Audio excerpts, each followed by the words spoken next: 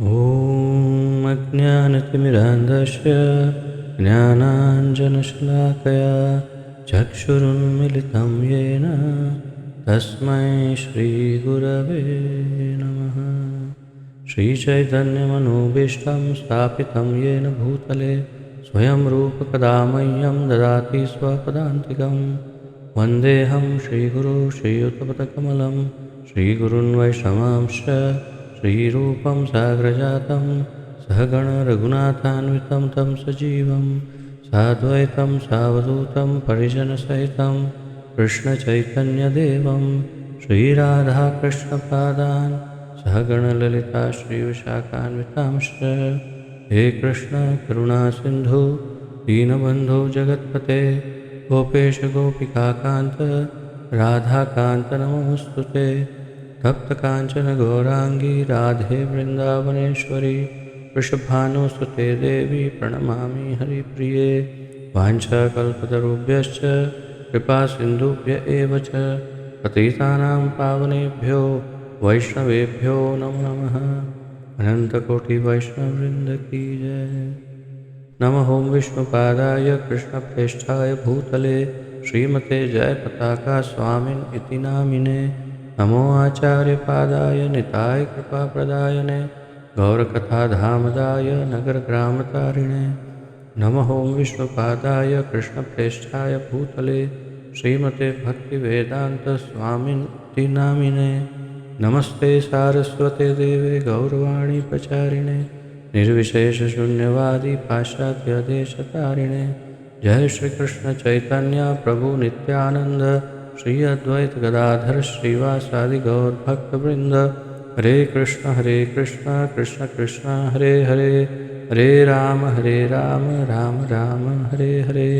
हरे कृष्ण कृष्ण कृष्ण हरे हरे हरे राम राम राम हरे हरे।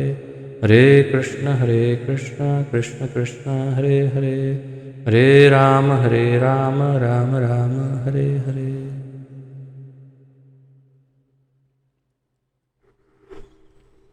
आप सबका बहुत बहुत स्वागत है आज के इस अत्यंत महत्वपूर्ण सम्मेलन में, सत्संग कार्यक्रम में, जिसके अंतर्गत हम हमारे परम पूज्य, परम प्रिय, परम आराध्य, परम आदरणीय गुरु महाराज ओम अष्टोत्तर शत श्री श्रीमद् श्रील जयपताका स्वामी गुरु महाराज का स्तुतिगान गुणगान करने तथा उनके आदेशों सुवाक्यों का मंथन करने के लिए उपस्थित हुए हैं, जिससे हम उनके आदेशों को समझ पाएँ, उनको हमारे जीवन में उतार पाएँ, उनके आदेशों का पालन कर पाएँ, उनकी इच्छाएं पूरी कर पाएँ तथा इस प्रकार येन केन प्रकारेण हम उनको प्रसन्न कर पाएँ, जिससे कि हमारी आध्यात्मिक उन्नति बहुत ही सरल हो जाए। इसी उद्देश्य से हम इस सम्मेलन का आयोजन कर रहे हैं। ये हमारी उनके प्रति जो श्रद्धांजलि है गुरुदेव के प्रति, वही हमारे जीवन आध्यात्मिक जीवन की नींव है। हमारे आध्यात्मिक जीवन का सबसे महत्वपूर्ण अंग हमारे गुरु महाराज की प्रसन्नता है। तो आइए एक के बाद एक प्रारंभ करते हैं स्तुतिगान। जो भी भक्तगण उनके सुवाक्यों से या उनकी लीलाओं से जो कुछ तैयार करके आए हैं, वो अपना हैंड रेस का सिंबल कर सकते हैं और मैं एक के बाद हम आपसे सुनते जाएंगे।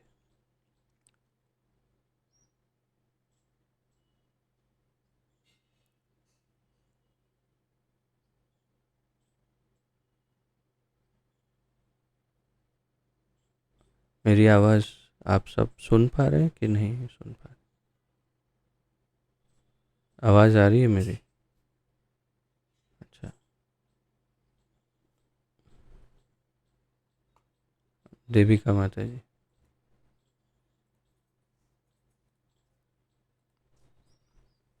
हरे कृष्ण प्रभु जी, दंडवत प्रणाम। जय श्री प्रभुपाद गुरु महाराज की जय। जय जय।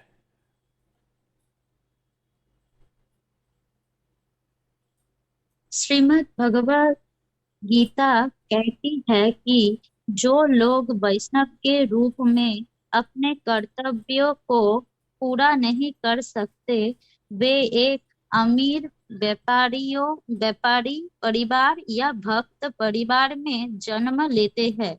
इसलिए श्रील प्रभुपाद ने कहा कि भक्तों के घर में पैदा हुए बच्चे वैकुंठ बच्चे हैं। ओम अष्टोत्तर शत श्री श्रीमद श्री लजय पताका स्वामी गुरु महाराज 20 मार्च 2021 श्रीधाम मायापुर। गुरु महाराज हमें समझाना चाहते हैं, हम इस जन्म में भक्त बने।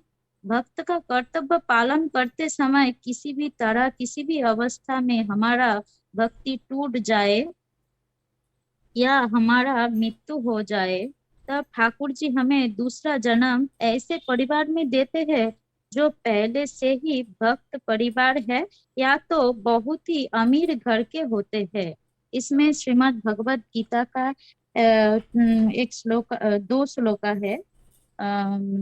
2.14 ने नेहाभिक्रमणास अस्ति ततो वायो न विद्यते स्वल्पं पश्य धर्मस्य त्रायते महतो भयात्। भक्ति योग का अभ्यास कभी विफल नहीं होता और उसका कोई क्षय नहीं होता है। भक्ति संक्षिप्त भक्ति का संक्षिप्त अनुष्ठान भक्तों को संसार रूप के महान भय से भी मुक्त करता है। और एक श्लोका है 6.41 प्राप्य पूर्ण कृतं लोकान् उषिता शाश्वतीः समः शुचिनां श्रितां गेहे जोग भ्रष्टाः अभिजायते। जोगहीन व्यक्ति सदाचारी ब्राह्मणों के घर में या धनी व्यापारियों के घर में जन्म लेता है और लंबे समय तक पुण्यात्मा लोगों के स्वर्ग में रहता है। इसलिए श्रील प्रभुपाद जी ने कहा कि भक्त के घर में जो भी बच्चे जन्म लेते हैं वे वैकुंठ के बच्चे हैं। हर एक भक्तों के घर पे जो बच्चे हैं वे बहुत ही उच्च कोटि के भक्त हैं। हमें उनका विशेष ध्यान रखना चाहिए।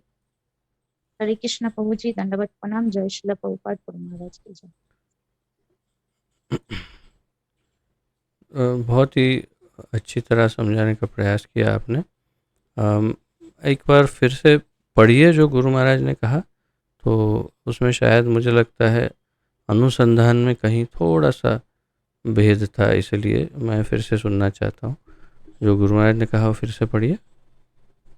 श्रीमद् भागवत गीता कहती है कि जो लोग वैष्णव के रूप में अपने कर्तव्यों को पूरा नहीं कर सकते, वे एक अमीर व्यापारी परिवार या भक्त परिवार में जन्म लेते हैं। इसलिए श्रील प्रभुपाद ने कहा कि भक्तों के घर में पैदा हुए बच्चे वैकुंठ बच्चे होते हैं, वैकुंठ बच्चे हैं। ठीक है, तो ये जैसे आपने दूसरा श्लोक जो बताया ना, छठे अध्याय का जो ध्यान योग, उस अध्याय का 41वां श्लोक और 41 से लेकर के 6.41 से लेकर के आगे कई श्लोकों तक यही सब वर्णन है जो भगवान करते हैं। तो ये 6.41 में जैसे आपने कहा, प्राप्य पुण्य कृताम लोकान उषित्वा शाश्वती समाः शुचिनाम श्रीमताम गेहे योग भ्रष्टो अभिजायते। तो इसमें योग भ्रष्ट आत्मा अर्थात कि जिसका एक सामान्य योगी जो योग करता है, लेकिन अर्थात वो किसी भी प्रकार का योग कर रहा हो सकता है, वो ध्यान योग, कर्म योग, ज्ञान योग, भक्ति योग, परंतु जो बहुत ही उन्नत स्थिति पर अभी नहीं पहुंचा है और उसकी योग करते करते मृत्यु हो जाती है, तो फिर क्या होगा उसके साथ? क्या वो दोबारा जन्म लेगा और सामान्य जन्म लेगा और फिर वापस उसे सब कुछ पहले से करना पड़ेगा, क्योंकि शरीर तो बदल गया, अब तो सब भूल गया हो? तो भगवान बता रहे हैं कि नियम, योगाभ्यास का नियम ऐसा है कि चाहे कितने भी जन्म हो जाए, चाहे कितने भी शरीर बदल जाए, जो आध्यात्मिक उन्नति हो चुकी है उतनी उन्नति उस जीवात्मा के साथ आगे चलती है। तो ये उसकी धरोहर, ये उसकी प्रॉपर्टी है, और वही एक ही प्रॉपर्टी है जो उसके साथ चलती है। अन्य किसी भी प्रकार की प्रॉपर्टी, धन उसके साथ नहीं चलता है। तो ये कौन सा धन है? जो आध्यात्मिक ज्ञान या उन्नति का जो धन है वो उसके साथ चलता है अगले जन्म में, और इसीलिए उसे योग भ्रष्ट कहा। योग भ्रष्ट यानी जो योग जिसका भंग हो गया, टूट गया, और फिर अगले जन्म में शुचि नाम श्रीमताम गेहे। शुचि बहुत ही शुद्ध पवित्र अच्छे लोग, जो साफ सुथरे या पवित्र हो, शुद्ध, विशेष रूप से पवित्र लोग, और श्रीमताम यानी धनवान हो, ऐसे लोगों के घर में ऐसे जीव जन्म लेते हैं और फिर वहाँ से अपनी योग साधना को, जैसे कुछ 20-25 वर्ष के हो जाएंगे, उसके बाद धीरे धीरे धीरे धीरे उनकी रुचि उस साधना की तरफ अपने आप विकसित होगी और फिर वो अपने आप ही वो साधना आगे बढ़ाने लगेंगे। कई बार हम देखते हैं कि बच्चों को, कुछ बच्चे, सभी नहीं, कुछ बच्चे बड़े विलक्षण होते हैं। उनको आप देखेंगे कि अन्य सारे बच्चों को खेलने में, कूदने में कोई न कोई ऐसी भौतिकता में कहीं ना कहीं बहुत ज़्यादा इंटरेस्ट होता है, लेकिन कुछ बच्चे बड़े विशेष होते हैं, उन्हें इनमें किसी में भी इंटरेस्ट नहीं होता है। वे बहुत ही अलग प्रकार के, शांत, और कुछ अलग ही रुचि होती है उनकी।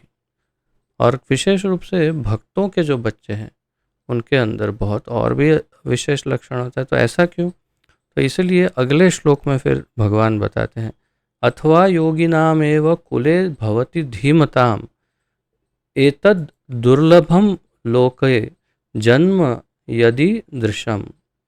तो इससे एतद धी दुर्लभम, दुर्लभतरम लोके, एतद धी, इसका अर्थ है कि अगर ये योग साधना उनकी सफल नहीं हुई तो फिर वे और उन्नत अगर हो गए हैं, जैसे विशेष रूप से भक्त जो है और उन्नत हो गए, तो वे ऐसे घर में जन्म लेते हैं जहाँ पर पहले तो धनवान और पवित्र लोग थे, और अधिक उन्नत जीव हैं, तो वो बुद्धिमान, ज्ञानवान ऐसे लोगों के घर में, जो ब्राह्मण जैसे लोग हैं, ऐसे लोगों के घर में जन्म लेते हैं जहाँ पर उन्हें ज्ञान और इस प्रकार का जो वातावरण है वो तैयार मिल जाता है, और फिर वहाँ से वे अपना योग आगे बढ़ाते हैं। और फिर आगे और भी श्लोकों में कहते हैं, और ऐसे जन्म लेने के बाद वे अपनी जो दिव्य, यानी ये 43वें श्लोक में कह रहे हैं, अपनी जो दिव्य चेतना है उससे पिछले जन्म की जो दिव्य चेतना है वो धीरे धीरे उन्हें स्मरण होती है, और वहाँ से फिर वे अपनी साधना को और आगे बढ़ाते हैं। और जब तक वे संपूर्ण सिद्धि प्राप्त नहीं करते तब तक वे आगे बढ़ते रहते हैं। सम सिद्धौ कुरु नंदन कहते हैं। तो समसिद्धि बिल्कुल सिद्ध नहीं हो जाते तब तक वे इस प्रकार आगे बढ़ते रहते हैं। और इस प्रकार ये आगे के जितने श्लोक हैं उसमें यही सब वर्णन है, भगवान कर रहे हैं 6.41 से लेकर के आगे काफ़ी श्लोकों तक। लेकिन विशेष रूप से यहाँ पर प्रभुपाद जी ने और गुरु महाराज ने भक्तों की बात की। तो भक्तों को विशेष जन्म प्राप्त होता है, अर्थात यदि मैं भक्ति योग में हूँ और यदि मेरा योग किसी प्रकार पूर्ण नहीं हुआ, कुछ भौतिक इच्छाएं रह गई, साधना पूरी नहीं हो पाई, कुछ अधूरा रह गया, तो अगला जन्म निश्चित रूप से भक्तों के ही घर में मिलेगा।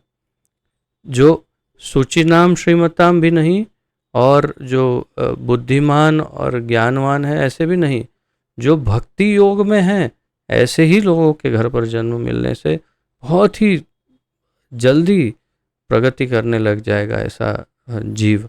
और इसीलिए जितने भक्त होते हैं उनके जो बच्चे होते हैं ये वही सब जीव हैं वास्तव में। और ऐसा भी कह सकते हैं कभी कभी कि उनके आगमन के कारण माता पिता भक्ति में गए हैं, ये भी बहुत अधिक संभावना है। कई बार माता पिता ये बात समझ ही नहीं पाते अपने बच्चों को, यदि उनमें कोई ऐसे विशेष लक्षण दिखते हैं कि उनको आध्यात्म की तरफ बहुत ही अधिक आकर्षण है, भगवान और भक्ति के प्रति अगर विशेष आकर्षण दिखता है बच्चों में, तो समझना चाहिए कि ये हो सकता है कि इनके आगमन के कारण ये आए और हम लोगों में भक्ति जागृत हुई, यानी ये हमसे बड़े सीनियर भक्त हों, ऐसे हो सकता है, परंतु हमारे पुत्र या पुत्री के रूप में आए हैं।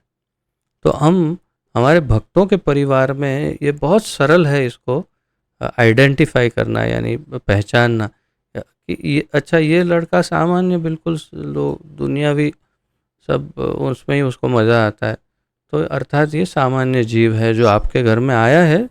हो सकता है योगी ही है परंतु उतना उन्नत योगी नहीं है, परंतु ऐसा बच्चा जो बहुत ही विलक्षण है, तो निश्चित रूप से ये पूर्व जन्म का अपना भक्ति योग इस जन्म में पूर्ण करने आया। और इसीलिए प्रभुपाद जी भी कह रहे हैं ये सब वैकुंठ के बच्चे हैं, अर्थात ये सब वैकुंठ के अधिकारी हैं। और कुछ ऐसे भी हो सकते हैं कि जो वास्तव में वैकुंठ से ही आए सिर्फ प्रचार करने के लिए, ऐसा भी हो सकता है कभी कभी, लेकिन अधिकतर ये सब वैकुंठ के अधिकारी बच्चे हैं जो आप भक्तों के घरों में प्रकट होते हैं। ये बहुत ही महत्वपूर्ण बात श्रील गुरु महाराज बता रहे हैं। और ये इससे हमें क्या सीखना क्या है कि हमारे जो बच्चे हैं उनको हम विशेष ध्यान दें। विशेष ध्यान देने का अर्थ क्या है? कई बार माता पिता या दादा दादी या कोई और बहुत ही अधिक लाड करते हैं बच्चों को, उनको उनकी जो भी इच्छा है सारी इच्छाएं पूरी करते हैं। ये चाहिए ये ले ले, वो चाहिए वो ले, सब इच्छाएं पूरी करते हैं। ये निश्चित रूप से एकदम 100% बच्चों को बिगाड़ने की पूरी तैयारी है। इसे और फिर उन्हें बहुत ही सुरक्षित रखते हैं कि नहीं वहाँ नहीं जाना, अरे ये नहीं करना, अरे देखो लग जाएगा, अरे ये हो जाएगा, घर में रहो, ये करो वो करो। तो अंग्रेजी में कहते हैं over protected and under developed child. Over protected यानी बहुत ही अधिक उसको सुरक्षा में रखा और इसीलिए उसका विकास ही नहीं हो पाया, अंडर डेवलप्ड। तो सावधानी का अर्थ ये नहीं कि आप उनको बहुत ज़्यादा लाड लड़ाओ, बहुत ज़्यादा सर पे चढ़ाओ, उनकी हर भौतिक इच्छा पूरी करो, ये बात नहीं है। उनको आध्यात्मिक प्रशिक्षण देने के लिए पूरा वातावरण सृजित करो। इस प्रकार का वातावरण बनाओ घर में कि उनकी भक्ति बढ़े, उनको भक्ति और भक्तिमय ज्ञान प्राप्त हो और वे आगे जाकर के प्रचार कर सके, उन्नत भक्त बन सके, सिद्ध हो सके। उसके लिए उसको जो कुछ भी आवश्यक है वो सब प्रदान करो। उसकी भौतिक इच्छाएं हो, बच्चा है तो भौतिक इच्छाएं होगी, तो अगर वाजिब है तो पूरी कर सकते हैं, नहीं है तो फिर आपको कठोर भी होना पड़ सकता है उनके साथ, उनको डांटना भी पड़ सकता है, लेकिन हृदय में ये भाव रहे कि मैं केवल उत्तरदायित्व निभा रहा हूँ या निभा रही हूँ, और इन बच्चों का प्रोग्रेस जो है वो आध्यात्मिक कराने के लिए ही मैं जिम्मेदार हूँ। तो ये आप सब माँ बापों की जिम्मेदारी है। यदि आपके बच्चे भक्ति में उन्नति नहीं कर रहे हैं तो आप में कमी है, ये एकदम निश्चित बात है। आप उन्हें योग्य वातावरण प्रदान नहीं कर रहे हैं। कई बार मैंने कई घरों में देखा है, माता पिता भक्ति में होते हैं, बच्चे पूरी तरह से माया देवी की गोदी में बैठे होते हैं, संपूर्ण रूप से सारा जो नहीं करने वाले सारे कार्य करते हैं और अपने जीवन में मस्त रहते बच्चे, और माँ बाप बोलते हैं वो तो सुनते नहीं है हमारी बात, और ठीक है अभी वो उनका जीवन है, वो लोग जाने, हम भक्ति करेंगे तो वो लोग अपना जीवन देखेंगे। और फिर बच्चों को पूछते तो बच्चा बोलते मुझे कनाडा जाना है, ऑस्ट्रेलिया जाना है, अमेरिका जाना है, मुझे ये करना है, वो करना है, ऐसे कपड़े पहनना है, ऐसे कपड़े, करो करो सब करो, कोई बात नहीं, तुम लोग तो बच्चे हो। ये बहुत ही भयानक गलती है, बहुत ही भयानक गलती है ये। प्रभुपाद जी का अर्थ क्या है वैकुंठ के बच्चे, कि आप उनको वैकुंठ जाने के लिए तैयार करो, उसके लिए प्रशिक्षण दो, माया देवी के हाथ में मत उसको धकेलो। जबकि ये मूर्ख माता पिता बच्चों को माया देवी के गोद में धकेल देते हैं, जा जा बेटा जा जा, तुझे जो करना है कर, खेल कूद, जैसे कपड़े पहनना है पहन, जो खाना पीना है, जो करना है सब मौज मस्ती करो, तुम्हारे तो दिन है, हम भक्ति करेंगे।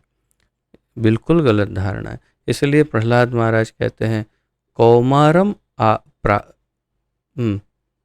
कौमारम आचरेत प्राज्ञो, कौमारम आचरेत प्राज्ञ, अर्थात बिल्कुल कौमार अवस्था में 5 से 10 साल की अवस्था के बीच में तो भक्ति प्रारंभ हो जानी चाहिए, वही असली उम्र है भक्ति की। और हम अपने बच्चों को कितना प्रशिक्षण देते हैं। आशा है आप सब इस बात को बड़ी गंभीरता से ले रहे होंगे। जिनके बच्चे नहीं हैं या जो शादीशुदा नहीं हैं वो आगे कभी ना कभी शादी करेंगे, बच्चे होंगे, तो उनके संदर्भ में इन बातों को सावधान रहिए। और जिनके बच्चे वास्तव में नहीं मानते या सुनते, जिनको रुचि है ही नहीं, तो फिर आप उन बच्चों को स्वतंत्र छोड़ सकते हैं, क्या कर सकते हैं। ये भी नहीं कि उनके साथ बंधे रहना, अगर वो भक्ति में रुचि नहीं लेते तो हमें तो अपना जीवन सुधारना ही पड़ेगा, क्योंकि हम उनके पीछे केवल इस शरीर के बच्चे हैं, वे इस शरीर के बच्चे हैं, मेरे बच्चे नहीं हैं। मैं तो जीवात्मा हूँ, वो भी जीवात्मा है, लेकिन इस शरीर के बच्चे हैं, तो इस शरीर के बच्चों के पीछे में मेरा आध्यात्मिक जीवन कैसे नष्ट कर सकता हूँ। इसलिए यदि बच्चे नहीं ही सुनते हैं तो उन्हें मुक्त कर देना चाहिए कि आप अपना रास्ता देख लीजिए, कहीं और आप अपनी व्यवस्था कर लीजिए, और हम हमारा भजन ठीक से करना चाहते हैं। और यदि बच्चे सुनते हैं तो उनको पूरी तैयारी, पूरा प्रशिक्षण, पूरा वातावरण देना चाहिए जिससे वे परफेक्ट भक्त बन सके। ये आपका उत्तरदायित्व है, ये आपकी जिम्मेदारी है, हमेशा याद रखिए। यही गुरु महाराज बताना चाहते। तो बड़ा विशेष विषय था ये, और इसलिए मैंने इस पर जितना हो सके अधिक इसको समझाने का प्रयास किया। बहुत कुछ और बोला जा सकता है, लेकिन गुरु महाराज का क्या हेतु है वो समझना जरूरी होता है। ठीक है माता जी, बहुत ही धन्यवाद आपके। वैसे भगवत गीता के श्लोक के उच्चारण में थोड़ा मुझे ऐसा लगा कि और अधिक आप अभ्यास कर सकती है, लगभग 40-50 बार, 100 बार, उससे पहले बोल लेना चाहिए, एकदम शुद्ध उच्चारण हो, कहीं कहीं पर कुछ शब्द ही रह गए आपके उच्चारण में। तो जितना शुद्ध उच्चारण हो उतना अच्छा प्रचार में, उतना अच्छा उसका प्रभाव पड़ता है। तो ध्यान रखिएगा। जी प्रभु जी। धन्यवाद। ओके, तो अब निताय प्रभु। हरे कृष्ण प्रभु जी, दंडवत प्रणाम। जय श्री प्रभुपाद। जय। हम चाहते हैं कि अन्य लोग भी कृष्ण भवनामृत के इस आनंद का स्वाद चखें। कभी प्रसाद उन्हें आकर्षित कर सकता है, कभी भक्तों की बातें उन्हें प्रेरित कर सकती है, और कभी कभी ये बड़े उत्सव हो सकती है। प्रत्येक व्यक्ति एक अलग चीज से आकर्षित होते हैं। कुछ लोग आकर्षित होते हैं गायन और नृत्य से, तो कुछ भक्तों की मनोहर विशेषताओं से आकर्षित होते हैं। अलग अलग वस्तुओं के आजमाएं और देखें। परम पूज्य शिला जयपताका स्वामी गुरु महाराज, 3 अगस्त 2019, चेन्नई, भारत।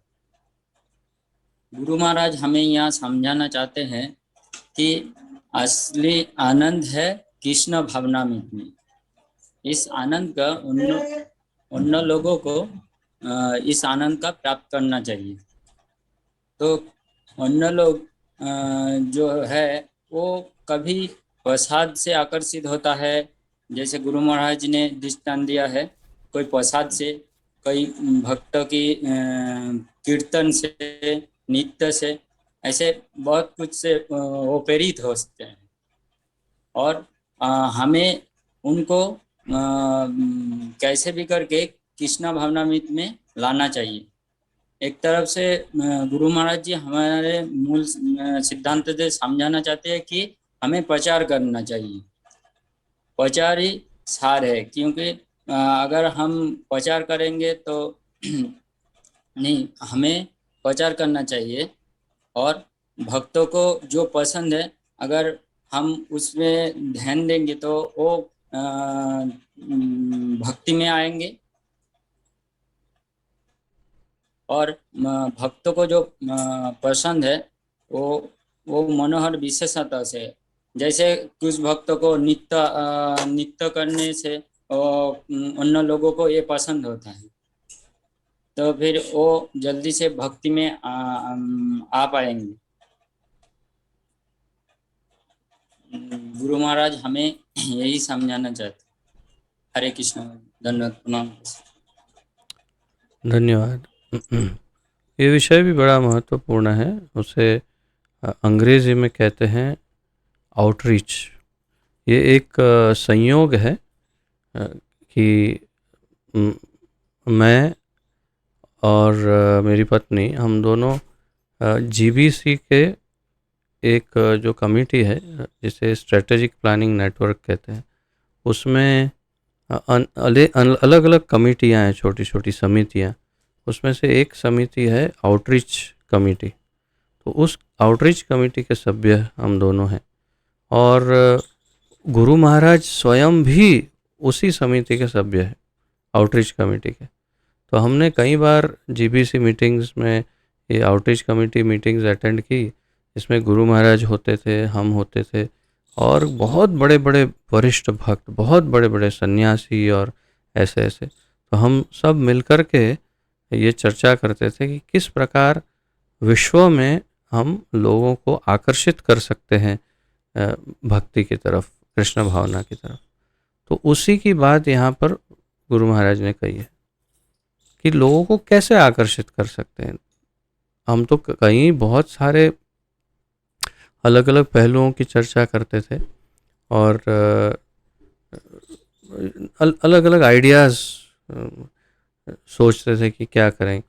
तो गुरु महाराज ने साधारण यहाँ पर सामान्य आइडिया की बात की है कि जैसे कोई लोग कीर्तन से बहुत आकर्षित हो जाते हैं, कोई प्रसाद की तरफ आकर्षित हो जाते हैं।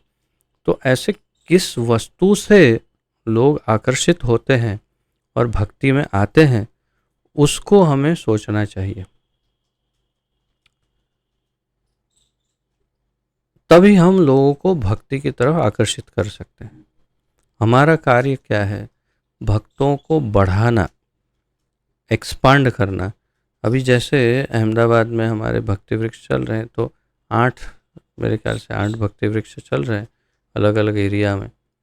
तो सबसे पहले कई वर्षों पूर्व एक था, उसमें से धीरे धीरे धीरे करके एक्सपांड होते होते बढ़ते बढ़ते 8 जगहों पर हो रहे हैं। और आप इसे बढ़ाना, मल्टीप्लाई करना, ये आपका उत्तरदायित्व है। उसी को आउटरीच कहते हैं। आउटरीच यानी रीच आउट, रीचिंग आउट मतलब वहाँ तक पहुँचना। वो हम तक नहीं पहुँच रहे, हम उन तक पहुँचे, उसे आउटरीच कहते हैं। तो कैसे उन तक पहुँचा जाए और उन्हें भक्ति में लाया जाए, यही इसका सार है इस बात का। अब जैसे मैंने देविका माता जी को निवेदन किया था कि आप वहाँ पर माणिक वल्लभ पार्क में बच्चों का जो प्रोग्राम है उसे एक्सपांड करिए, और बहुत ही विशेष प्रोग्राम होना चाहिए। और उनके साथ मैंने कृष्ण प्रिया माता जी से निवेदन किया, दोनों मिल कर के ये करेंगे। तो ये ही आउटरीच है कि किस तरह से बच्चों को आकर्षित करना है, किस तरह से सारे सोसाइटी के बच्चे इसमें शामिल हो सकते हैं, इसका प्लान बनाना यही कार्य है। और इसके लिए गुरु महाराज ने 1-2 छोटे आइडिया दिए कि कोई प्रसाद से आकर्षित हो जाएगा, कोई कीर्तन से। तो ऐसे आप लोग सोचिए कि क्या कर सकते हैं, कुछ भी करिए। येन केन प्रकारेण मनः कृष्णम निवेशय। पता नहीं देविका माता जी है कि नहीं, सुन रही है कि नहीं, क्योंकि उनको ये सुनना चाहिए। तो वास्तव में इसके कई आइडियाज़ हो सकते हैं, और क्या क्या कर सकते हैं आकर्षित करने के लिए। एक अत्यंत असाधारण उदाहरण दे रहा हूं मैं आपको आउटरीच का। मैं ये नहीं कह रहा हूं कि ऐसा करना चाहिए, परंतु अगर बहुत ज़रूरत पड़ जाती है तो ऐसा कर भी सकते हैं। ये उदाहरण है हमारे पूर्ववर्ती आचार्य श्रील भक्ति सिद्धांत सरस्वती ठाकुर गोस्वामी प्रभुपाद का। आप लोगों को बहुत ही आश्चर्य होगा ये सुनकर। श्रील भक्ति सिद्धांत सरस्वती ठाकुर जब प्रचार कर रहे थे, तब तो गौड़ीय वैष्णव संप्रदाय लगभग शून्य जैसा था, कुछ भी नहीं, बिल्कुल समाप्त हो चुका था। तो उन्हें बहुत संघर्ष करके लोगों को भक्त बनाना था, और उस समय सभी लोग देवी देवताओं में इधर उधर सब बिखर गए थे। तो उन्होंने कैसे कैसे आउटरीच के आइडिया किए श्रील भक्ति सिद्धांत सरस्वती ठाकुर ने, उसका 1-2 उदाहरण दे रहा हूँ। एक बार जब जन्माष्टमी थी तो उन्होंने मंदिर कोलकाता में बनाया था, और वहाँ पर लोगों को ऐसे आमंत्रित करते तो 100, 200, 500 लोग आते चले जाते। तो उन्होंने सोचा कि कैसे सबको आकर्षित किया जाए। तो उन्होंने क्या किया, बहुत ही विलक्षण है ये, लेकिन ये बहुत ही उनकी कोटि के आचार्य ऐसा कार्य कर सकते हैं। तो उन्होंने बाजारू डांसर जो होती है, ऐसी नर्तकियों, नृत्यांगनाओं को, यानी डांसर्स को बुलवाया, जो बाजारू डांसर होती है।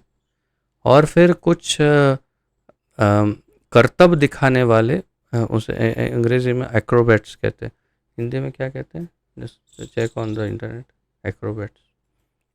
तो जो विभिन्न प्रकार के सर्कस जैसे खेल दिखाते हैं, ऐसे खेल दिखाने वाले लोग, जोकर और ऐसे कलाबाज, ओके। और ऐसे लोगों को सबको इकट्ठा किया और कहा कि जो कोलकाता का सबसे क्या क्या कहते हैं उसे, व्यस्त बाजार है, उस बाजार के बीचों बीच जा कर के ये शो प्रारंभ करो। और बहुत ज़बरदस्त भीड़ हो गई, सब लोग देखने लगे। और इन लोगों को इंस्ट्रक्शन दिया था कि जैसे ही भीड़ जम जाए आप धीरे धीरे चलना प्रारंभ करो। तो सब भीड़ उनके पीछे पीछे ये चल रहे हैं, आगे बढ़ रहे, भीड़ पीछे पीछे। और धीरे धीरे धीरे चलते चलते चलते ये नृत्यांगनाओं, ये सब करतबबाज, खेलबाज, कलाबाज लोग, जादूगर, ये सब धीरे धीरे उनको कहाँ तक ले आए, मंदिर के गेट तक ले आए। और फिर मंदिर के गेट के अंदर प्रवेश नहीं किए और कहा कि आप सब अंदर जाइए, आपके लिए और भी मज़ेदार, बहुत ज़बरदस्त अंदर सब हमने व्यवस्था कर रखी है। और ये पूरी भीड़ मंदिर के अंदर घुस गई। मंदिर के अंदर सारे ब्रह्मचारी तैयार, आइए ठाकुर जी के दर्शन करिए, आरती करिए, प्रसाद लीजिए, हरे कृष्ण जपिए और जाइए अपने घर। तो इस प्रकार का विलक्षण आउटरीच ये श्रील भक्ति सिद्धांत सरस्वती ठाकुर ने किया। इसमें उचित अनुचित का तो कोई प्रश्न ही नहीं है, क्योंकि ये सबको एन केन, और ये रूप गोस्वामी कहते हैं एन केन प्रकारेण, यानी कुछ भी करो, मनः कृष्णम निवेशय, कुछ भी करके अगर मन कृष्ण में निवेशित हो जाता है तो वो प्रक्रिया उचित है, वो प्रक्रिया में कोई प्रॉब्लम नहीं है। तो इस प्रकार इन्होंने और भी बहुत कुछ ऐसा किया श्रील भक्ति सिद्धांत सरस्वती ठाकुर ने जो कोई नहीं कर सकता। ऐसे बहुत सारे कार्य किए उन्होंने, और ये सिर्फ इसलिए था ताकि भक्तों को बना सके। तो आप लोग भी गुरु महाराज जो कहना चाहते हैं उसी बात को ध्यान दीजिए और कुछ ऐसे प्लान बनाइए जिससे भक्तों को बढ़ा सके, भक्ति वृक्ष बढ़ा सके, हम इस मूवमेंट को और आगे बढ़ा सके और पूरे विश्व को, संपूर्ण सृष्टि को, सभी जीवों को कृष्ण भावना भावित बना सके, इसके लिए हम प्रयास करें। और इस तरह से गुरु महाराज बहुत ही प्रसन्न हो जाएंगे अगर हम ऐसा प्रयास करेंगे। तो आप सभी से मेरा यही निवेदन है कि बस प्लान बनाइए, आइडियाज़ बनाइए और हमारे साथ चर्चा कीजिए और हम सब मिल कर के इसे सफल करने का प्रयास करेंगे। धन्यवाद निताय प्रभु।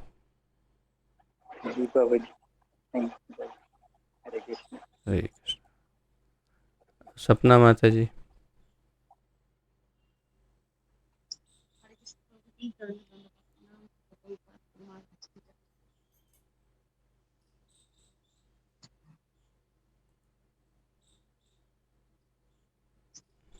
कृष्ण कहता है कि मेरे माया के जितना बहुत कठिन है, इससे बाहर निकलना भी बहुत कठिन है। हमारा पास सब कुछ है, वास्तव में इस भौतिक दुनिया में सब कुछ है सिवाय एक चीज के, वह एक चीज कृष्ण है। एक कृष्ण को जोड़ना होगा, अन्यथा सब कुछ शून्य है। ओम अष्टोत्तर शतो परम पूज्य श्रील जयपताका स्वामी गुरु महाराज, 1 मई 1980। इसमें गुरु महाराज बताना चाहते हैं कि उनके माया को जीतना कठिन है और उससे बाहर निकलना भी बहुत मुश्किल है। इसमें भगवद गीता का 7.14 में एक श्लोक है, देवी ऐसी गुणमयी ममो माया दुरतया मामे भये प्रपद्यन्ते माया में तंग तरन्ति ते। इसका अर्थ यही है, भौतिक दुनिया प्रकृति के 3 गुणों में युक्त है। ये दिव्य शक्ति को जितना कठिन है, लेकिन जिसने मेरी शरण ली है वो आसानी से ये माया पार कर सकते हैं। आगे गुरु महाराज बताते हैं कि इस भौतिक दुनिया में सब कुछ है सिवाय कृष्ण की। हमें कृष्ण को अपने आप जोड़ना होगा, क्योंकि कृष्ण बिना सब कुछ शून्य है।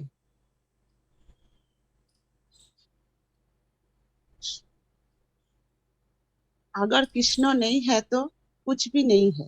इसमें ब्रह्म संहिता का 5.1 का एक श्लोक है, ईश्वर परम कृष्ण सच्चिदानंद विग्रह अनादेरो आदिर गोविंद सर्व कारणो कारणम। इसका अर्थ यही है कि कृष्ण जिसने गोविंद का नाम से जाना जाता है, ये सर्वोच्च देवता है। इससे पाठ एक साक्षात आनंदित आध्यात्मिक शरीर है। वह सबका मूल है, उनका कोई अन्य मूल नहीं है और वे सभी कारणों का प्रमुख कारण है।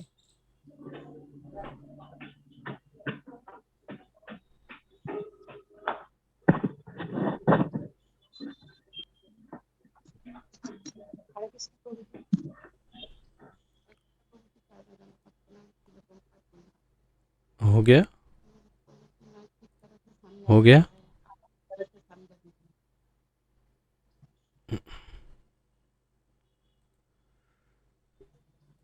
तो ये भी बड़ा महत्वपूर्ण विषय था कि ये माया को कैसे हम पार कर सकते हैं, और उसका तो बड़ा सरल उपाय है। भगवान जो बता रहे हैं, केवल एक ही उपाय है कि अगर हम श्री भगवान की शरण ग्रहण करेंगे तो ही हम इस दुरत्य या अत्यंत दुष्कर माया को पार कर पाएंगे। मामेव ये प्रपद्यन्ते मायाम एताम तरन्ति ते। इस माया को तर वही सकता है जो मेरी शरण में आता है, भगवान कहते हैं।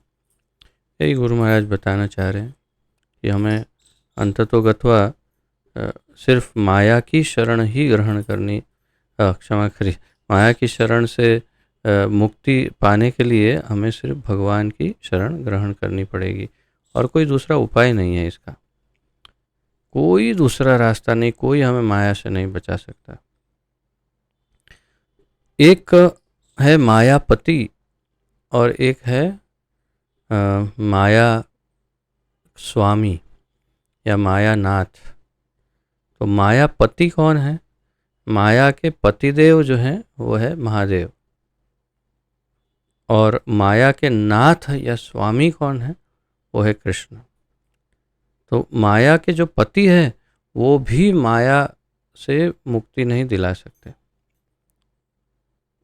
भले वो उनके पति का रोल कर रहे हैं, यानी दुर्गा के पति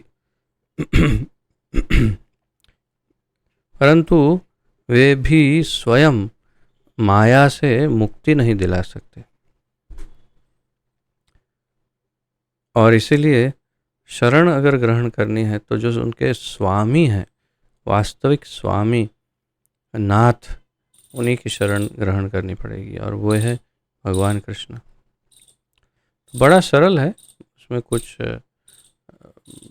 क्योंकि सरल इसलिए क्योंकि कोई दूसरा रास्ता है ही नहीं।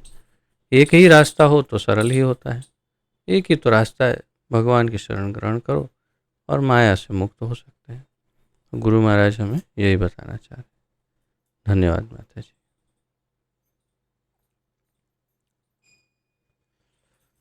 तापस प्रभु। हरे कृष्ण बाबू जी, धन्यवाद। महाराज की जय। ओम अष्टोत्तर शत श्री श्रीमद् सत्यका स्वामी महाराज जी की अनंत वाणी में से जो एक अमृत वाणी है, ऐसे कृष्ण की सेवा करने से जीवन मिलता है, जीव की, और माया की सेवा का अर्थ मृत्यु है। इसीलिए भक्तों को सभी लोगों में सबसे दयालु माना जाता है, क्योंकि जो दे रहे हैं उस दान की इस ब्रह्मांड में कहीं भी नई तुलना नहीं होते हैं। ओम अष्टोत्तर शत श्री श्रीमद् जयपतिका स्वामी महाराज जी, 2 अक्टूबर 1980, न्यू ऑरलियंस। तो ओम अष्टोत्तर शत श्री श्रीमद् जयपतिका स्वामी महाराज जी हमें इस अमृत वाणी के द्वारा बताना चाहते हैं। जो पहले पॉइंट इसमें उन्होंने बताते हैं कि कृष्ण की सेवा हम करते हैं तो हमारा जीवन मिलते है। अगर फिर माया की सेवा करते हैं तो हमें मृत्यु प्राप्त होता है। तो इसका अर्थ ये है, अर्थात जब हम भगवान की सेवा में, चरणाविंद की सेवा में लग जाएंगे गुरु की मार्गदर्शन पे, तो भगवान ही हम मृत्यु, मतलब मृत्यु की जाल से हमें छुटकारा दिलाएंगे। यानी जो मुक्तिदाता मुकुंद है जिनका नाम, उनकी चरणा में हम आश्रय लेंगे तो उन्होंने हमें मुक्ति दिलाएंगे। इस संदर्भ में श्रीमद् भागवतम में 12.58.14 में ऐसा एक श्लोक है, समाश्रित जो पद पल्लव पल्लवम महत् पदम पुण्य जो समुरारे पदम पदम जद विपदाम न तेषाम। अर्थात जो मुक्तिदाता मुकुंद है, उनकी चरण पे हम अगर शरण ग्रहण करते हैं तो इस मृत्यु रूप भव समुद्र हमें एक गोवत्स की पैर के समान हो जाता है और हमें उस जीवन को प्राप्त होता है, उन धाम को प्राप्त होता है जिसमें हमें कहीं मृत्यु नहीं दिखा जाएगा। लेकिन अगर भगवान को हम सेवा नहीं करके अगर दूसरी का मतलब माया का सेवा करते हैं, यानी इस भौतिक जगत की विषय भोग के विषय में हम सोचते हैं, भौतिक भोगों के बारे में हम सोचेंगे तो हमें मृत्यु प्राप्त होंगे। अर्थात पुनरुपि जननम पुनरुपि मरणम पुनरुपि जननी जठरे शयनम, अर्थात बार बार जन्म मृत्यु चक्र में हमें घूमना पड़ेगा। तो यहाँ हमें गुरु महाराज जी इसमें से 2 पॉइंट बताते, और उससे भी सबसे बड़ा पॉइंट जो है वो ये जो दान है ये भक्तों के द्वारा होता है। एक भक्त ही ऐसे जो भगवान की सेवा है उनके बारे में वो बताते हैं, और इसके उदाहरण स्वरूप स्वयं हमारे गुरु महाराज जी, आप और ऐसे ही हमारे स्कूल में कई वरिष्ठ भक्तगण, हमारे संस्थापक आचार्य श्रील प्रभुपाद, उन्होंने सारा विश्व को इस मृत्यु के जल से छुटकारा दिलाने के लिए उन्होंने कृष्ण भावनामृत को स्थापन किया है, जो इस ब्रह्मांड में ऐसा जो भगवान को मिलने वाला जो कृष्ण रूप धन है, इस ब्रह्मांड में कोई ऐसा दान नहीं दे सकते हैं, क्योंकि इस कृष्ण को सेवा करने से हमें उस वैकुंठ को जगत को प्राप्त हो सकता है। हरे कृष्ण प्रभु जी, धन्यवाद।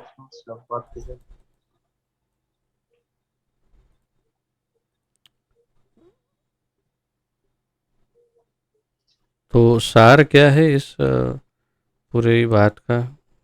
सार अगर एक लाइन में बताना हो तो कैसे बताएंगे? जी प्रभु जी, सार ये है, हमें कृष्ण भावनामृत होना चाहिए, ना कि हमें जड़ विषय भोगों के लिए सोचना चाहिए। अगर हम कृष्ण को सेवा करें तो हम ये जन्म मृत्यु जरा मतलब माया से हम छूट सकते।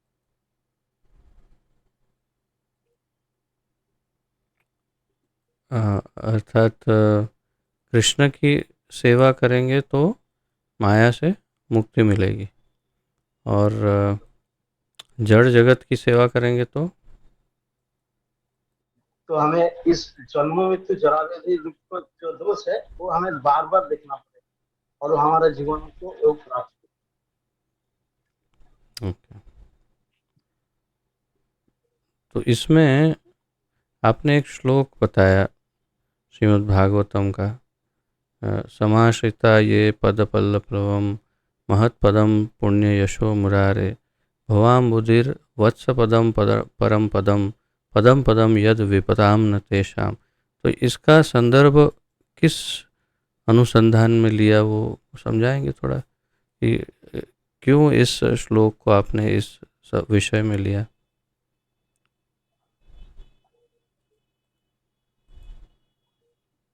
मैंने कृष्ण के जो चरण कमल में सेवा करना है, तो स्मरण करना है, तो अगर उन मुक्तिदाता मुकुंद की चरण के हम अपने को समर्पण करते हैं, वही मुक्तिदाता मुकुंद एक ही जो है हमें मुक्ति दिला सकते हैं।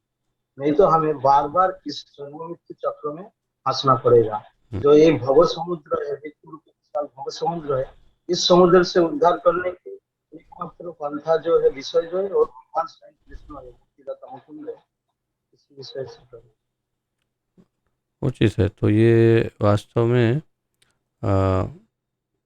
इस श्लोक में 10वें स्कंद के 14वें अध्याय का ये 58वां श्लोक है, 10.14.58 श्रीमद् भागवतम, जिसके अंतर्गत ये बताया कि जो भक्त हैं तो भक्तों के चरण जो हैं वो एक नाव के समान है और उन्हें महत पदम और ऐसा उनको विशेष स्थान प्राप्त है, भगवान के इतने करीब हैं।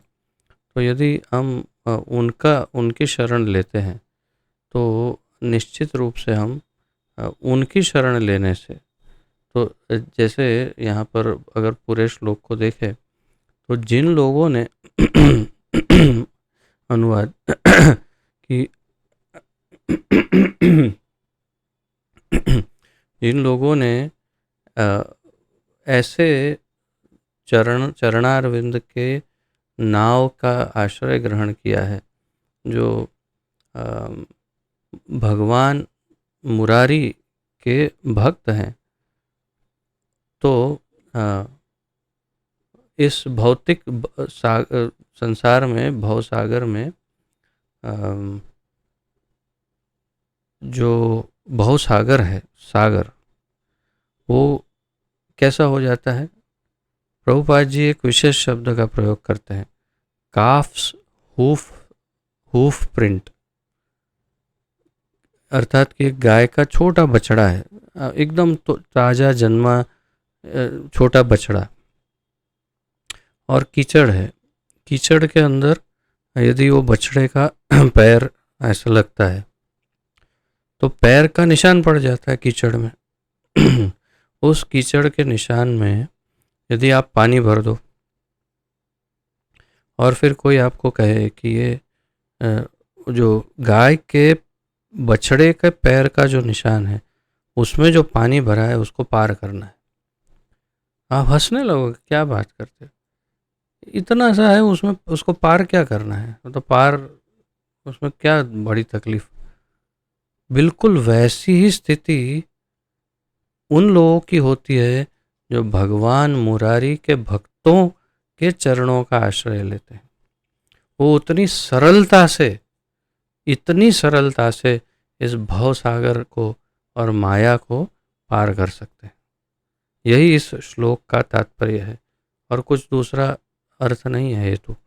तो तात्पर्य मूल रूप से यह है इस श्लोक का कि भक्तों के चरणों का जो आश्रय लेता है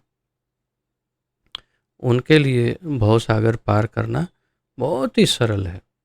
एक गाय के बछड़े के निशान, पैर के निशान में जल जो भरा हो उसको पार करने जैसा है, बहुत ही सरल, बहुत ही विशेष है ये गुरु महाराज का आदेश और उनका ये सुविचार, जिससे हमें जीवन में उतारना चाहिए। तो मुझे लगता है आज सिर्फ 2-3 जन ही तैयारी कर पाए और आज बाकी सब लोग बहुत ही व्यस्त रहे होंगे, ऐसा लगता है पूरा सप्ताह तैयारी नहीं कर पाए। फिर विराम लेते हैं, अगर तैयारियां नहीं हो पाई है तो आप लोगों से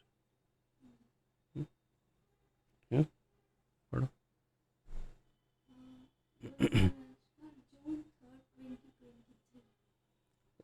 3 जून,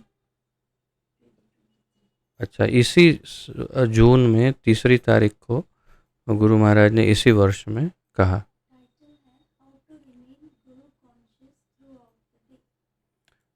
पूरे दिन में किस प्रकार गुरुमय चेतना कैसे बनी रहे वो वे बताना चाहते हैं गुरु महाराज।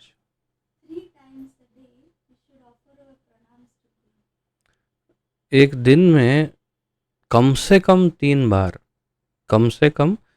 बार अपने गुरुदेव को प्रणाम अर्पण करना चाहिए।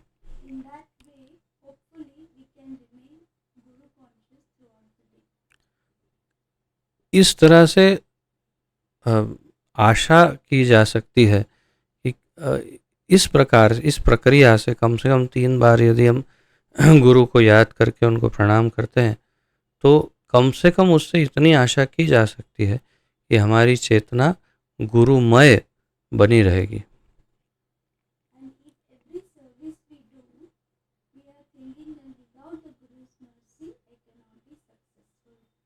और जो कोई भी सेवा हम कर रहे हैं, उस सेवा में यदि हम ये सोचते रहें सदैव, सबसे महत्वपूर्ण बात है ये, विशेष रूप से आप में से जो लीडर हैं उनके लिए विशेष है ये, कि जो कोई भी सेवा हम कर रहे हैं, यदि हम सदैव ये सोचते रहे कि हम गुरु के प्रतिनिधि के रूप में गुरु को प्रसन्न करने के लिए या गुरु के लिए ही ये सेवा कर रहे हैं, तो हमारी चेतना वैसे भी गुरुमय बनी रहेगी पूरा दिन।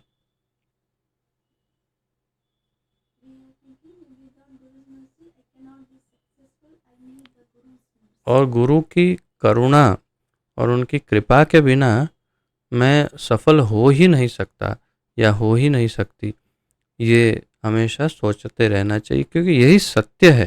ये केवल बोलने की बात नहीं, ये वास्तविक सत्य है कि बिना गुरु की कृपा के, करुणा के हम कभी सफल हो ही नहीं सकते। और इस तरह से हम पूरा दिन गुरुमय चेतना से भावित हो सकते हैं, ऐसा गुरु महाराज बता रहे हैं। इसी 3 जून को बताया उन्होंने। और किसी का कोई मत कुछ व्यक्त करना चाहते हैं तो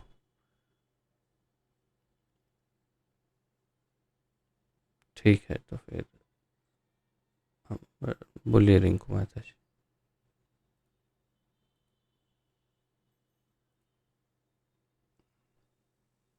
हरे कृष्णा बाबू जी, धन्यवाद, प्रणाम, जय श्री प्रभुपाद। जय। श्री चैतन्य महाप्रभु ने केवल भक्त के प्रति बल्कि उनके रिश्तेदारों को, नौकरों को और यहाँ तक कि उनका कुत्ता का प्रति भी अत्यंत दयालु है। इसलिए भक्त की प्रार्थना करते हैं कि वो वैष्णव का घर में कुत्ता का रूप में रहे। ओम अष्टोत्तर शत श्री शिल जय पताका स्वामी गुरु महाराज 23 मई 2021 श्रीधाम मायापुर। गुरु महाराज जी बताना चाहते हैं कि श्री चैतन्य महाप्रभु कितना कृपालु है। उन्होंने उनका जो भक्त होता है उन भक्तों को कृपा नहीं करते हैं। उन भक्तों का जो सेवक है, उनका जो आत्मीय स्वजन है, उनका गृह में रहने वाले हैं, उनको ऊपर भी कृपा प्रदान करते हैं। इतना कृपालु है। इसलिए श्री चैतन्य महाप्रभु को श्री रूप गोस्वामी महाप्रभु जी प्रणाम मंत्र में बताते हैं, नमो महापदाय कृष्ण प्रेम पदायते, कृष्ण कृष्ण चैतन्य नामे गौर से नमः। अर्थात श्री चैतन्य महाप्रभु सबसे बड़ा दानी है, क्योंकि उन्होंने स्वयं अपने प्रेम को वितरण करने के लिए स्वयं श्री चैतन्य महाप्रभु रूप से अवतरित हुई है। इसलिए वैष्णव भक्तगण विनम्रता पूर्वक प्रार्थना करते हैं, ठाकुर जी की पास कृपा करके हमें इस जन्म में अगर आपकी प्रसन्नता हुआ है, आपकी भक्ति करने से अगर कुछ बन नहीं पाया तो चलेगा। अगर कोई वैष्णव की ग्रह में के रूप में जन्म मिले तो भी हमारा जीवन सार्थक हो जाएगा। हरे कृष्ण प्रभु जी, धन्यवाद, प्रणाम, जय श्री प्रभुपाद। तो यदि किसी वैष्णव के घर में कुत्ते के रूप में भी जन्म मिले तो भी जीवन सार्थक हो जाएगा। बहुत ही अद्भुत बात है। तो सार क्या है इस बात का, गुरु महाराज जो बताना चाह रहे हैं, इस पूरे उनके प्रस्तुति का क्या सार है, यदि हम मंथन करें इस पर तो बहुत ही ये महत्वपूर्ण बात, अत्यंत महत्वपूर्ण बात कह रहे हैं। नमो महावदान्याय कृष्ण प्रेम प्रदायते। हम लोग इतने ज़बरदस्त भाग्यशाली हैं। भगवान के जितने अवतार अभी हम भागवतम में देख रहे हैं, कितने प्रकार के अवतार हैं। कोई ये कार्य के लिए आया, कोई ये कार्य के लिए आया, कोई उस असुर को मारने के लिए आया, कोई इसको मारने के लिए, कोई ये किया, कोई ये। लेकिन सारे अवतारों में सब अवतार सार शिरोमणि, केवल आनंद कंद। अगर कोई सभी अवतारों का सार है, शिरोमणि है, कोई उनका जो सिर पर एक जो मुकुट होता है, उसका जो सबसे बड़ा मणि होता है, वही सबसे महत्वपूर्ण माना जाता है। तो वो सार शिरोमणि कौन है? सार शिरोमणि श्री चैतन्य महाप्रभु है वास्तव में। तो कृष्ण से भी कई गुना अधिक दयालु है। कृष्ण प्रेम और कृष्ण भक्ति देने के लिए स्वयं वे अपनी भक्ति देने के लिए महाप्रभु के रूप में प्रकट हुए कृष्ण। ऐसे तो कृष्ण ही दयालु, परंतु कृष्ण ही चैतन्य महाप्रभु है, लेकिन चैतन्य महाप्रभु रूप में उनको महावदान्य अवतार कहते हैं। औदार्य अवतार यानी सबसे अधिक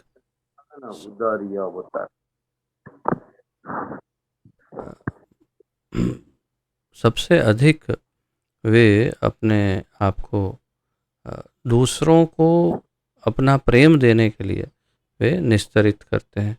और उनका सबसे खास विलक्षण गुण क्या है?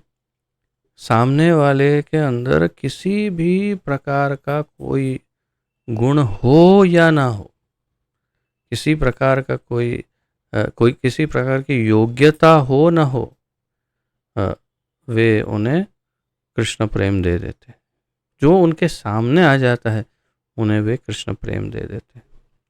जिस कृष्ण प्रेम के लिए अनंत कोटि योग साधनाएं, कितनी तपस्याएं, कितना क्या कुछ करेंगे तो भी नहीं मिलेगा, वो कृष्ण प्रेम सर्वोच्च जो प्राप्य वस्तु है वे दे देते हैं। ऐसे ही गुरु महाराज बस यही इसी बात को इंगित करना चाह रहे हैं कि आप सावधान हो जाइए कि ऐसा मौका बार बार नहीं मिलेगा।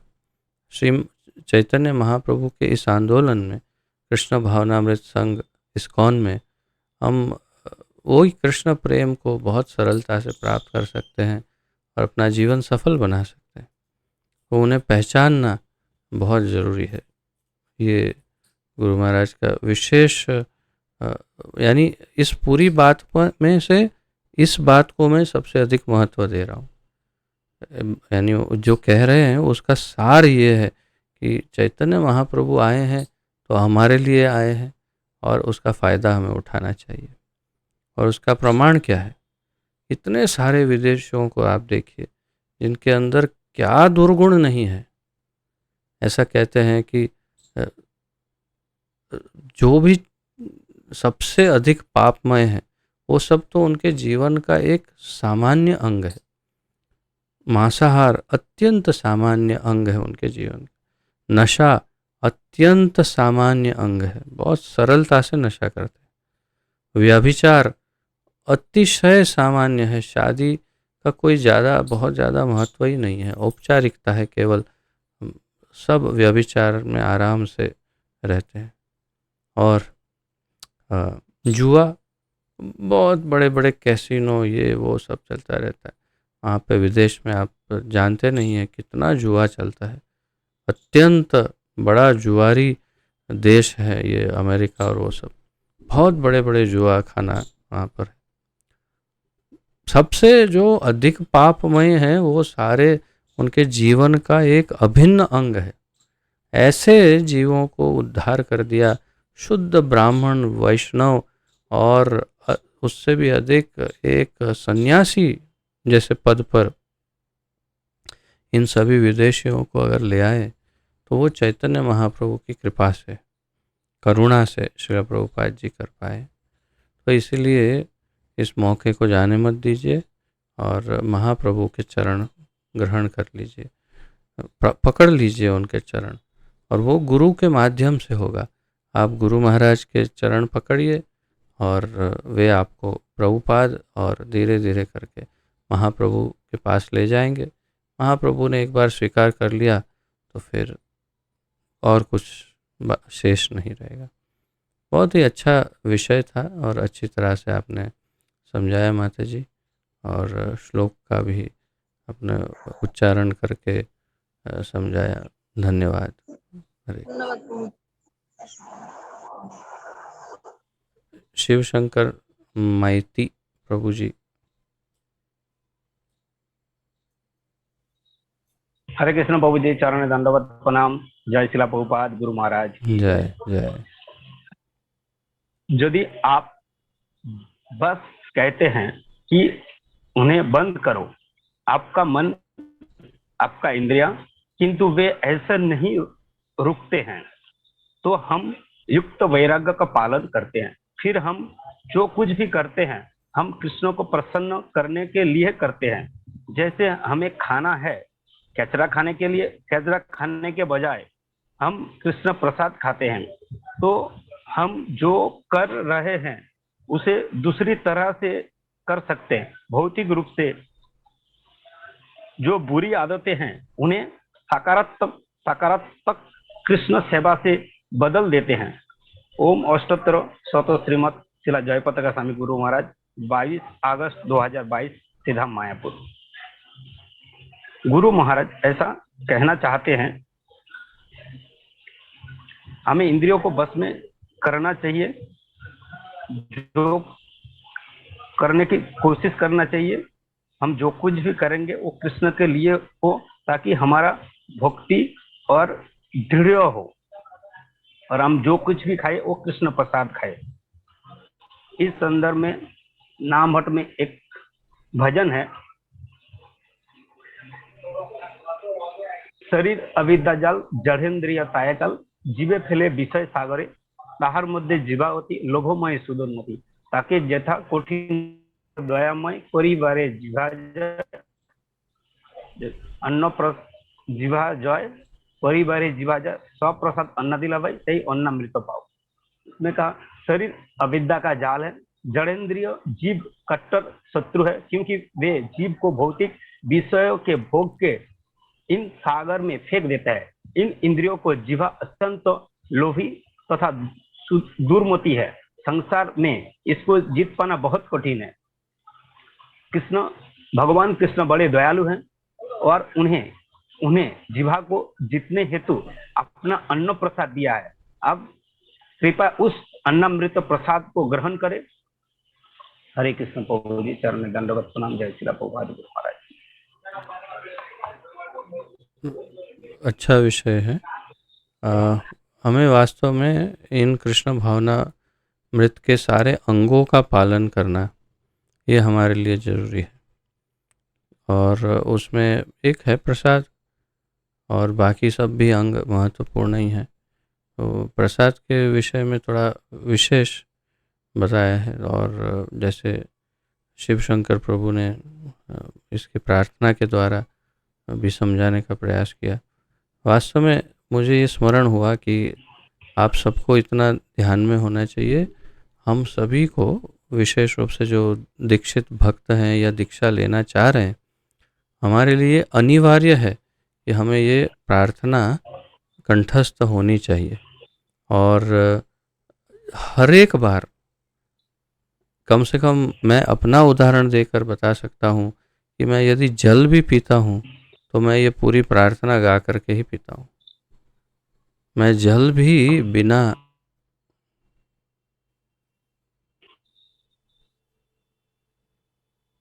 हरे कृष्ण, मैं जल भी बिना इस प्रार्थना के नहीं ग्रहण करता। तो ये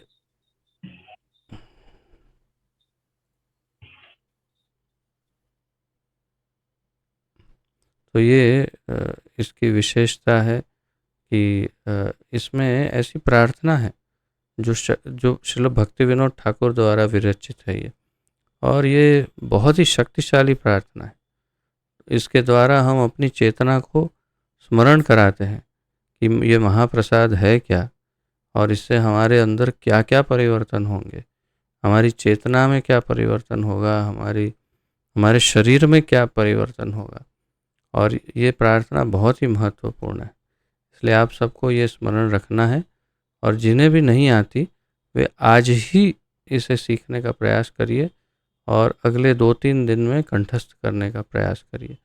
ये बंगाली में है तो बहुत ही सरल है जो बांग्ला भक्त हैं, लेकिन हर एक भक्त को कुछ भी ग्रहण करने से पहले ये प्रार्थना गाने से बहुत ही अद्भुत परिणाम आता है। और शुरुआत एक छोटे से श्लोक से होती है, महाप्रसादे गोविंदे नाम, और फिर ये भाई रे शरीर अविद्या जाल जड़ेंद्रिय ताहे काल जीवे फिल, ये श्री भक्ति विनोद ठाकुर का ये की प्रार्थना है जो महाप्रसाद के लिए है।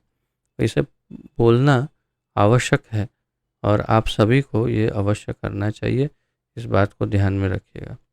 और जो गुरु महाराज कहना चाह रहे हैं वो तो आप वैसे अच्छी तरह समझ ही गए, शिव शंकर प्रभु ने अच्छे से समझाया है।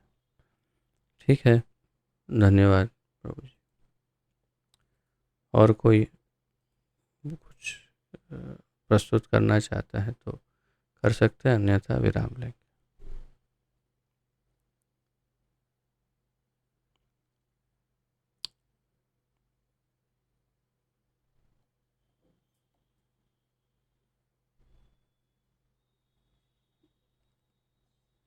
ठीक है, तो आज विराम लेते हैं।